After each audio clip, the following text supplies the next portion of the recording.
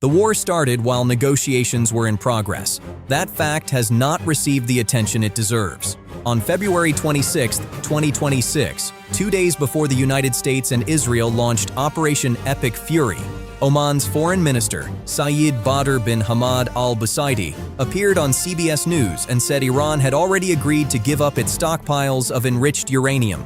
Zero accumulation, zero stockpiling, full verification. Those were his exact words. 48 hours later, the bombs were falling.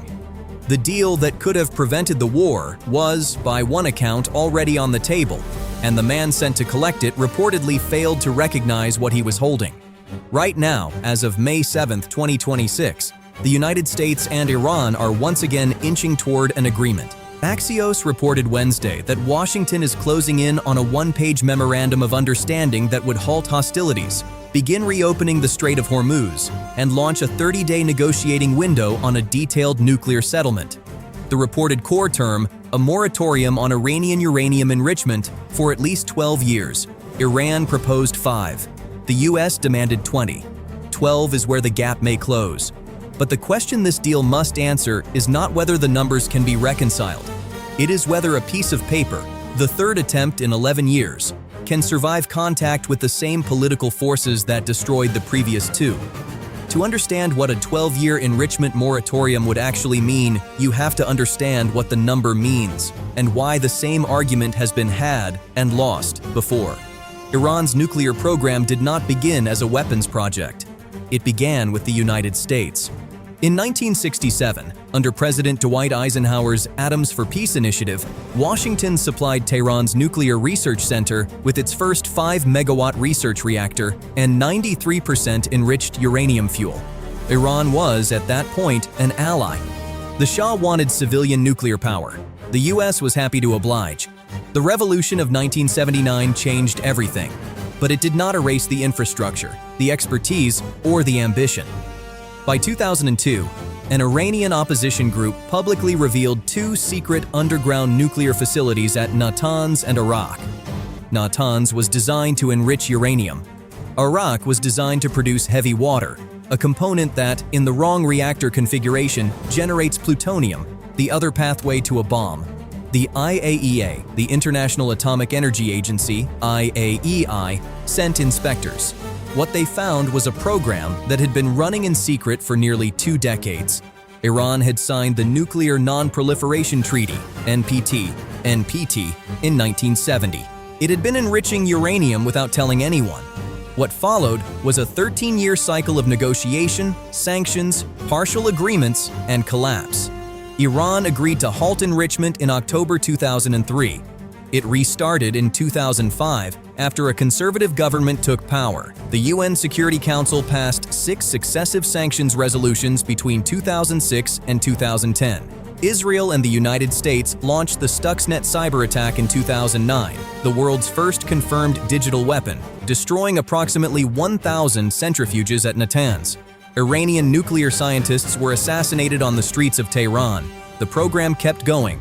The JCPOA, signed on July 14, 2015, after 20 months of negotiations among Iran and the 6 major powers, the United States, Britain, France, Germany, Russia, and China, was the most comprehensive nuclear constraint agreement ever reached with a non-weapons state. Its terms were precise and verifiable. Iran agreed to reduce its enriched uranium stockpile by 97%, from 10,000 kilograms to 300 kilograms. It cut its operating centrifuges from nearly 20,000 to 6,104, all of them its oldest and least efficient models. Enrichment was capped at 3.67% purity, far below the 90% required for weapons-grade material. The core of the Arak heavy water reactor was filled with concrete. IAEA inspectors gained continuous access to every declared facility, every uranium mine, every centrifuge manufacturing plant. Iran's nuclear breakout time, the minimum period to produce enough weapons-grade material for a single bomb, was stretched from less than 90 days to more than 12 months. The deal worked. Every IAEA quarterly report through 2018 confirmed full Iranian compliance. Then Trump withdrew in May 2018, not because Iran had violated the deal, because he considered it structurally insufficient, too short, too narrow, too lenient. Within a year, Iran had restarted enrichment beyond JCPOA limits. By 2025, it was enriching to 60% purity, one technical step below weapons grade, which requires 90%. Its stockpile had grown to 275 kilograms of 60% enriched uranium by February 2025, according to the IAEA. Its breakout time had collapsed from 12 months back to less than 1 week. The country that had been verifiably constrained by 159 pages of verified agreement was, by the eve of this war, closer to nuclear capability than at any point in its history, not despite the diplomatic effort of the past decade, but largely because of its destruction. That is the inheritance every negotiator in Islamabad and Geneva is currently carrying into the room, and the reason the gap between 12 years and 20 years is not just a number, but a mirror of every miscalculation that came before it. Here is what is actually being negotiated, term by term, obstacle by obstacle, right now. The proposed one-page memorandum of understanding, reviewed by Axios on May 6, 2026, and confirmed by 2 U.S. officials, contains 14 points. Its core architecture has 4 pillars. First, Iran commits to a moratorium on all uranium enrichment, with the duration still contested, currently between 12 and 15 years. Second, Iran removes its existing stockpile of highly enriched uranium from Iranian territory entirely, with negotiations reportedly circling the option of transferring the material to the United States. Third, both sides gradually lift their respective blockades on the Strait of Hormuz, Iran's mine and swarm campaign, and the U.S. naval counterblockade imposed on April 13th, in parallel with sanctions relief. Fourth, a 30-day intensive negotiating window opens immediately, hosted in either Islamabad or Geneva, to build the detailed final agreement. Each pillar carries its own structural fracture. The enrichment duration is the most visible gap. Iran proposed 5 years. The U.S. demanded 20.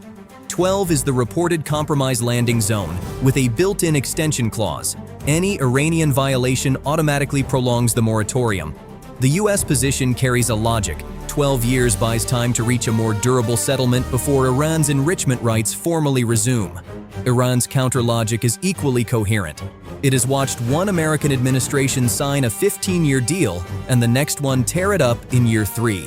A 12-year moratorium means nothing if the political guarantee behind it expires with the next U.S. election cycle. As the Arms Control Association's Director for Non-Proliferation Policy, Kelsey Davenport, wrote in March 2026, Iran views enrichment as a sovereign right enshrined in Article 4 of the Nuclear Non-Proliferation Treaty. Asking Iran to permanently abandon it is not arms control. It is unconditional surrender, the precise phrase Trump himself used on March 6th before the ceasefire was brokered. The uranium stockpile is the second fracture, and the one Trump has personally made a red line. Iran holds an estimated 400+ kilograms of uranium enriched to 60% purity, the level just below weapons grade. The U.S. wants it out of the country, ideally transferred to American custody. Iran's foreign ministry has said the material will under no circumstances be transferred anywhere. A Channel 12 report on May 6th confirmed Trump told Netanyahu in their latest call, "Without agreement on the stockpile, there is no deal." Russia has renewed its offer to receive the material as a third-party custodian. Iran has not accepted that either. The location of roughly 400 kilograms of uranium hexafluoride gas is, at this moment, the single most consequential unresolved question in global security. The Underground Facilities Clause adds a third layer of complexity. U.S. negotiators want Iran to commit to never operating underground nuclear sites, the buried, hardened tunnels that render air campaigns strategically ineffective, as the 2-month war just demonstrated. That clause would require Iran to accept a verification regime more intrusive than anything in the JCPOA, which already included snap IAEA inspections.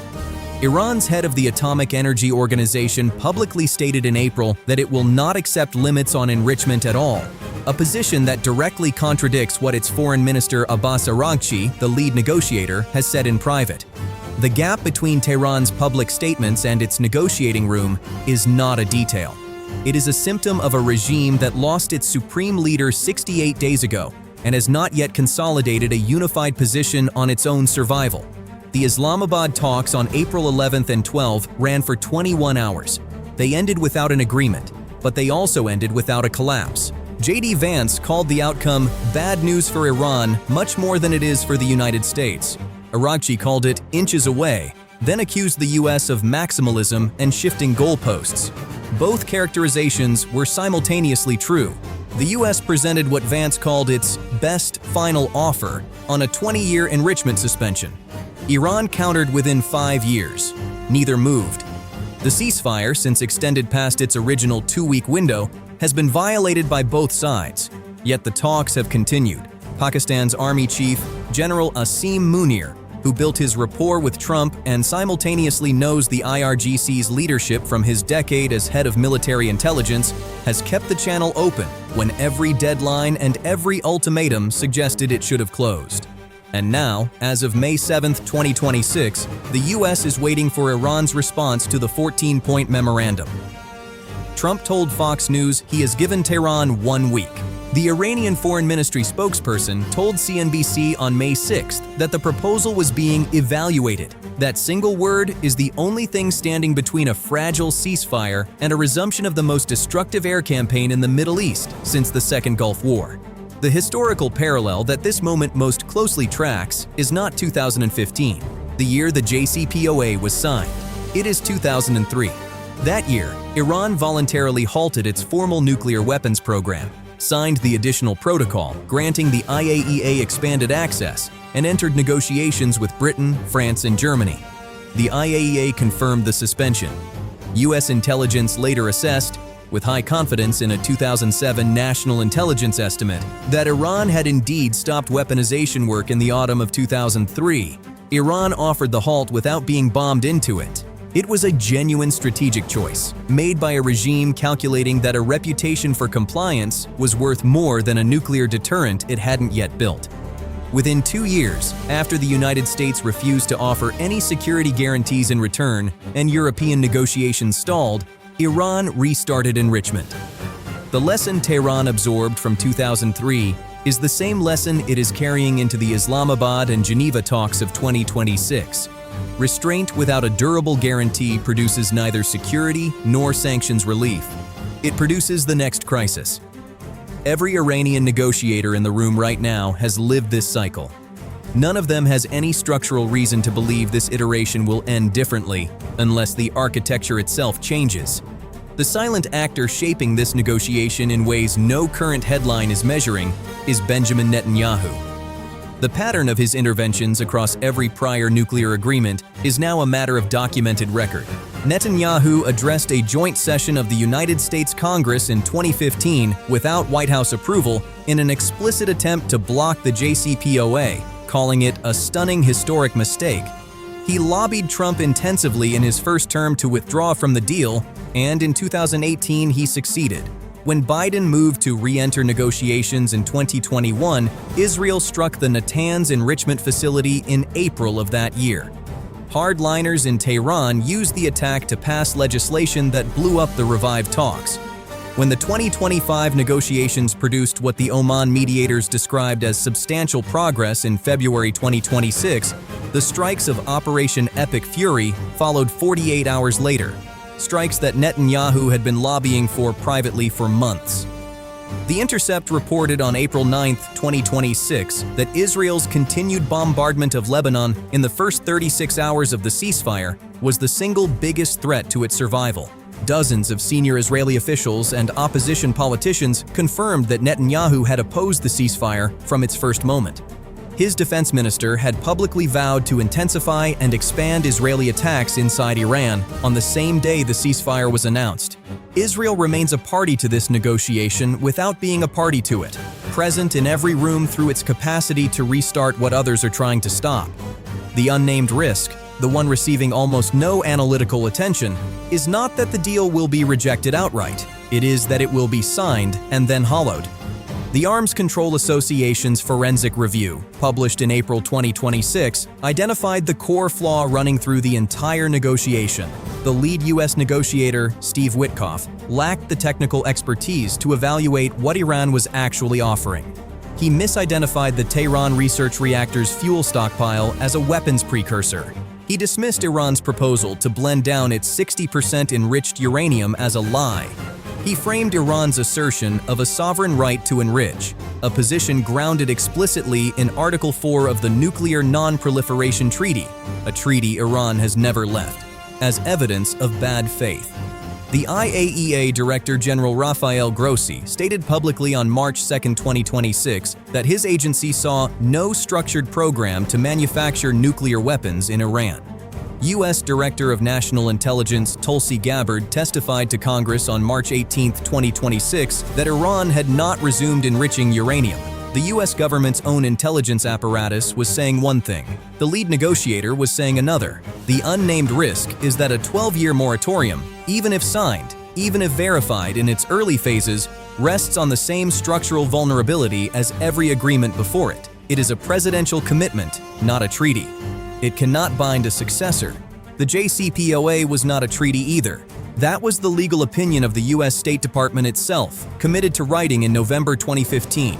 Any future American administration retains the unilateral right to exit any commitments made today, and the Iranian side knows it.